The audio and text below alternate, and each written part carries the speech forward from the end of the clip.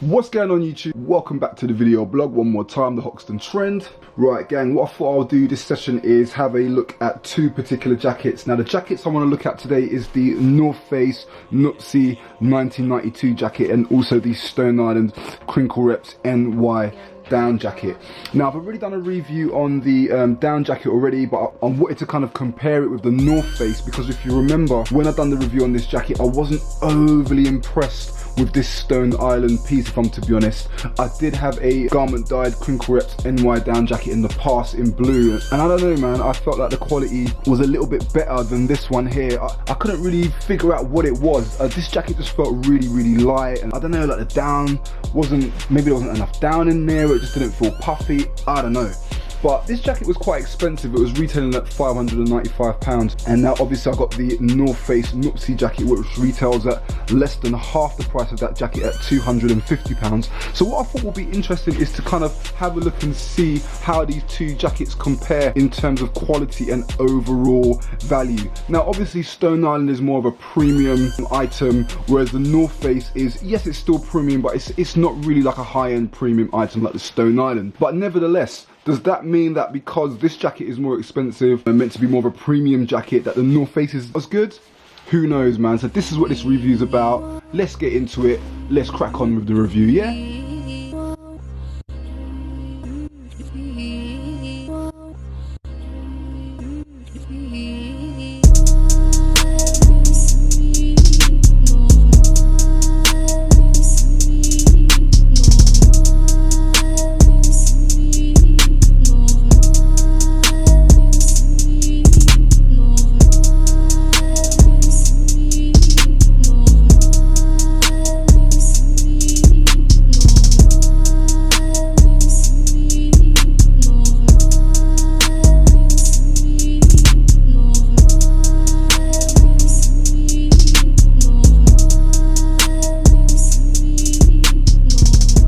Okay, so let's get into it man. Obviously North Face, very big outerwear brand. They deal with a lot of jackets for extreme winter conditions, and people have come to know North Face for a brand to kind of trust and build a very strong brand in that sense. Stone Island, outerwear brand. They do kind of class themselves as a premium sportswear brand. They do a lot of jackets that can definitely deal with like cold weather conditions. They use a lot of technology in their jackets. They're also always innovating, always finding new ways to do things, which is what keeps a lot of their fan base really engaged and inspired by what they're doing. So this is known as the 1992 Nuptse jacket, and it's engineered to deliver winter weather protection with serious mountaineering style. Okay, so what they try to do with this jacket is mix the style of kind of like fashionable streetwear kind of look, but still have the elements of practicality and technical aspects of the jacket which can keep you warm in cool weather conditions.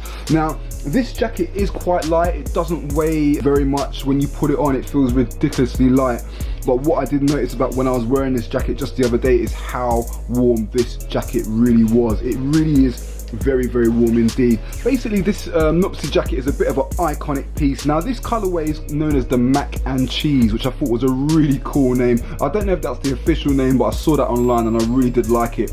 Now there's lots of other different colors for this jacket, and to be honest with you, I think this colorway is really cool. There's lots of different places selling that, so it's definitely worth kind of check out. But just to let you know a little bit more about this jacket, it has a durable water repellent finish which provides protection for rainy conditions. It's also got 700 filled down inside the jacket as well, which is what keeps the jacket extremely warm. Now one of the other things that I really liked about North Face is they do a lifetime guarantee.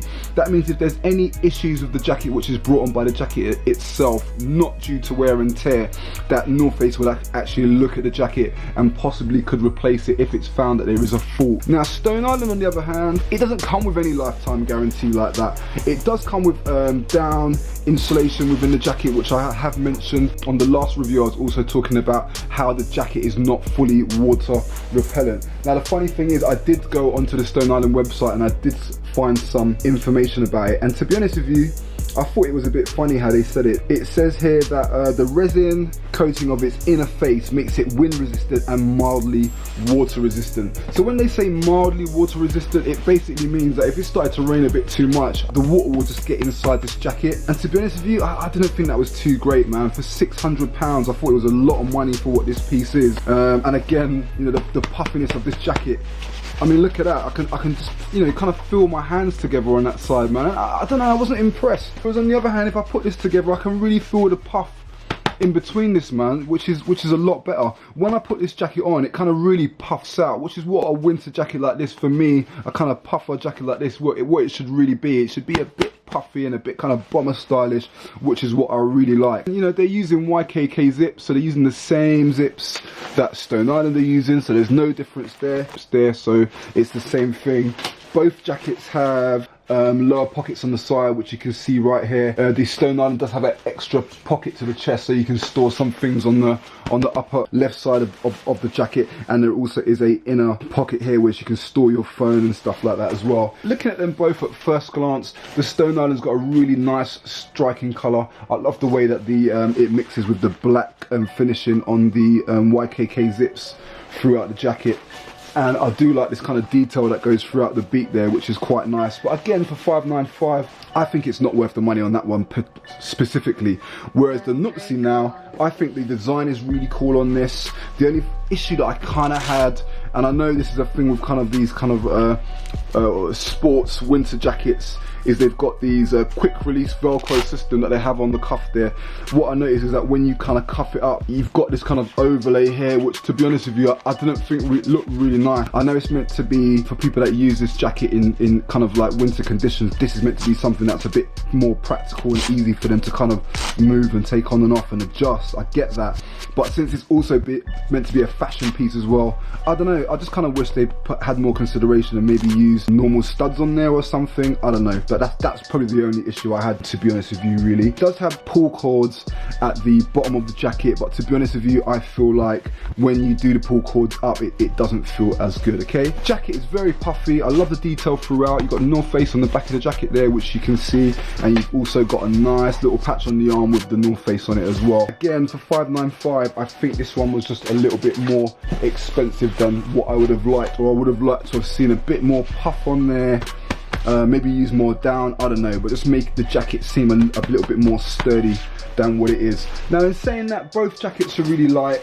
The Stone Island is warm. It is a very warm jacket as well. In terms of how warm each of these jackets are, I don't have any stats on that. I probably reckon that the North Face is probably more warmer than the Stone Island. That's what I think personally. I don't know that for sure. That's just what I think. And which one would I go for if it's out of the two? I would go for the North Face. I prefer the North Face jacket. I've actually keeping the North Face jacket and this Stone Island. I think it's too expensive. I've already got a garment dyed piece already, so this one will be going back to Louisa Via Roma, where I got it from. Okay, so that's it, man. Just my general thoughts on those jackets. I hope you enjoyed that review. I hope you found that useful and informative. I'm going to be reviewing a lot more winter jackets as we're going into the winter, so we can make sure all you guys are looked after and rocking some nice jackets and getting all that information that you need, okay? So that's it, man. Listen, lots more reviews coming. I'm going to catch you lot in a bit, yeah? Peace out.